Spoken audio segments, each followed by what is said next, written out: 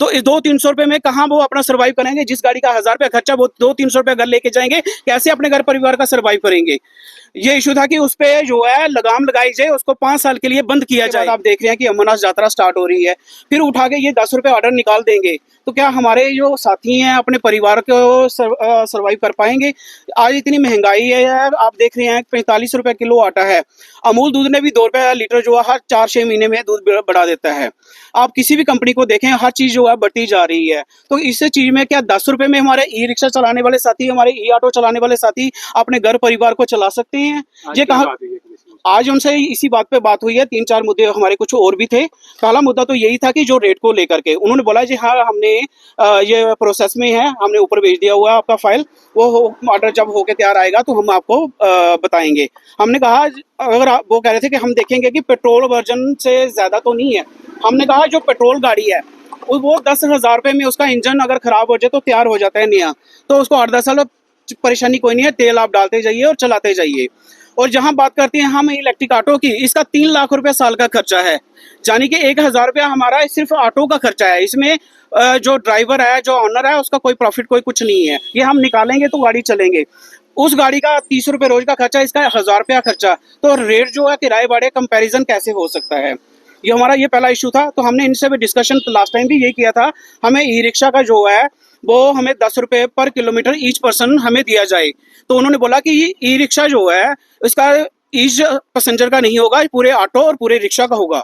हमने कहा ठीक है, आप 40 रुपये किलोमीटर हमें ई रिक्शा का रेट दीजिए और 70 रुपये किलोमीटर ई ऑटो का रेट दीजिए। क्यों? ये हमें उससे भी ज़्यादा महंगा पड़ता है, बहुत ज़्यादा इसके एक्सपेंसेस हैं। अगर बात करें इसके बैटरी की, 2.5 लाख रुपए की बैटरी है, 45,000 का चार्जर है इसका, 60,000 का मोटर है, 43,000 का कंट्रोलर है। डिमांड क्या करना चाहते हैं? हम डिमांड ये कहते हैं कि जिस तरह से हमें महंगाई दर बढ़ती जा रही है, जो हमें ग्राउंड पे परेशानी आ रही है, उसके अकॉर्डिंग हमने इनको बताया था कि 70 रुपये किलोमीटर हमारा रेट यो निर्धारित किया जाए। क्यों? हमारा जम्मू जो है हिल स्टेशन में भी आता है और प्लेन में भी आता है, ये हमें दोनों चीज़ें फेस करनी पड़ती हैं। दूसरा इशू ये था कि जो बाहर के डिस्ट्रिक्ट के ई रिक्शा और ई ऑटो जम्मू में चल रहे हैं, उनको फौरन बंद किया जाए, उनको अपने अपने डिस्ट्रिक्ट में भेजा जाए। यहाँ लंगर नहीं लगा हुआ कि कोई भी आएगा और खाता जाएगा। यहाँ के लोग कहाँ जाएंगे? कठुआ में काम करने जाएंगे, सांबा में काम करने जाएंगे, रामबन में काम करने जाएंगे, कश्मीर में काम करने जाएंगे। दूसरा इशू हमारा ये था। तीसरा इशू था कि इंश्योरेंस के लिए जो हमारा ई रिक्शा के साथी चलाने वाले उन्होंने ई रिक्शा के लाइसेंस बनवा रखे हैं। जब कोई उनका एक्सीडेंट होता है तो इंश्योरेंस कंपनी उस लाइसेंस को वैलिड नहीं मानती, तो वो कहती है उस वक्त आप लाइट मोटर व्हीकल वाला जो लाइसेंस है वो लेकर के आइए। आपकी डिमांडें मान लीजिए आज। उन्होंने बोला ठीक है, आपका जो ये इशू है जेन्युइन है, हम इसको इस पे गौर करेंगे, कंसीडर करेंगे और जल्द ही हमारी मीटिंग बैठने वाली है, हम आपको उसमें बुलाएंगे और जो भी आपका कोई और भी इशू होगा तो वो आप हमें बता सकते हैं।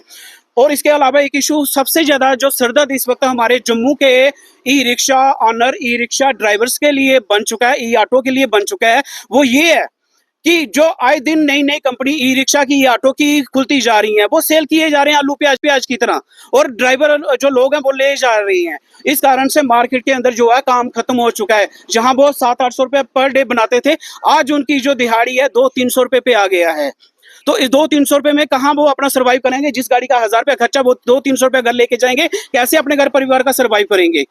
ये इशू था कि उस पे जो है लगाम लगाई जाए, उसको 5 साल के लिए बंद किया जाए, या फिर उसके ऊपर कैपिंग की जाए, महीने में 1 से ज्यादा गाड़ी कोई कंपनी नहीं बेचेगी। उन्होंने कहा ये हम नहीं कर सकते हैं, ये हमारे संविधान में नहीं है। पर आपके संविधान में ये चीज है कि अनलिमिटेड आप जो आपको ये चाहिए था, सबसे पहले इनको ये चाहिए था, यहाँ काले ऑटो वालों के स्टैंड थे, वहां पे जाते बराबर काउंटिंग करते कहाँ कहाँ कितने कितने ऑटो हैं, उनको पूरे डिस्ट्रिक्ट से नोट करते कि ये पूरा 1,000 ऑटो है, 2,000 है, 1,500 है, कितना है।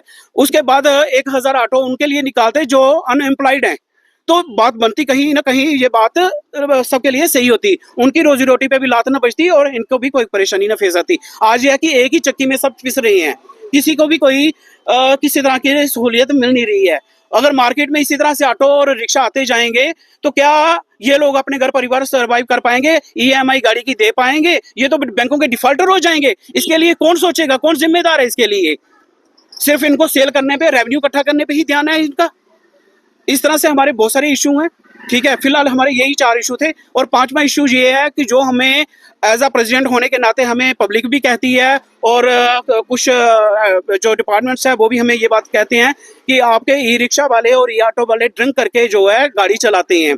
देखिए, हम इस बात के लिए हम उन लोगों के समर्थन में नहीं है। ये काम ट्रैफिक पुलिस का है और पुलिस का है, और उनके जो पास बैठे वो खुद देखे कि किसके साथ बैठना और किसके साथ नहीं बैठना।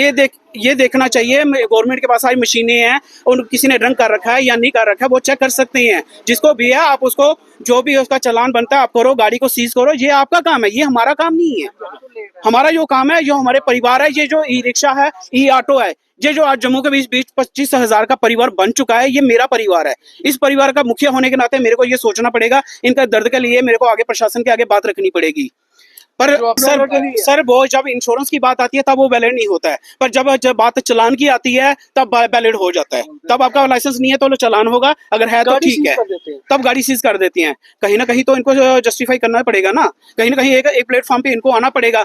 दूसरा, इन्होंने बोला जी आपका किराया है 10 रुपए। हमने कहा ये ऑर्डर है इनका 2019 का निकला हुआ। अगर आपका ये ऑर्डर था तो ये चीजें सेल करने से पहले लोगों तक ये देनी चाहिए थी कि आपका 10 रुपए किराया है, आप चल सकते हो नहीं चल सकते, ये लोग डिसाइड करते। क्या 10 रुपए में आज मेरे को ये बताएं कि अपने परिवार को चला सकता है? कुछ लोग 9% जो है लोन ले रखे हैं।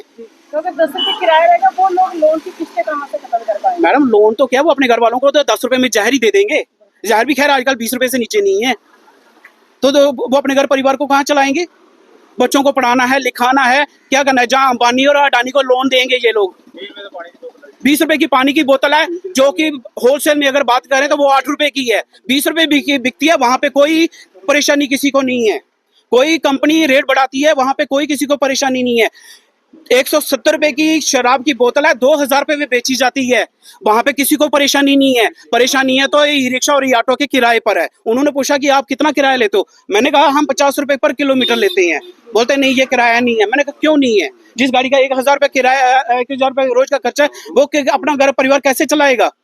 ये चीजें सोचने वाली हैं। कहीं ना कहीं हमारे ट्रांसपोर्ट मिनिस्टर सतीश शर्मा, उनको भी हमारे साथ बैठना पड़ेगा और हमारे कमिश्नर साहब, आरटीओ साहब, इन सबको बैठ के हमारे साथ बैठ के एक फैसला वो लेना पड़ेगा जो पब्लिक के हित में भी हो और हमारे परिवार के हित में भी हो। हम यही मांग करते हैं, यही चाहते हैं, ताकि कल आने वाले दिनों में पब्लिक के बीच में और एडमिनिस्ट्रेशन के बीच में और ऑटो वालों के बीच में किसी तरह का भी क्लैश ना हो और हमें बार बार रोड के ऊपर उतरना ना पड़े।